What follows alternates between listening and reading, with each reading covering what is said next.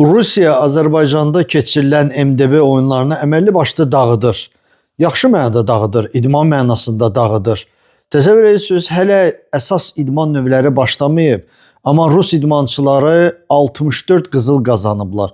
Gümüşlə bürünclərdən danışmıram. Azərbaycan Belarusla müqayisədə 8-7 qızılla belə deyək də ikinci yer uğrunda mübarizə gedir.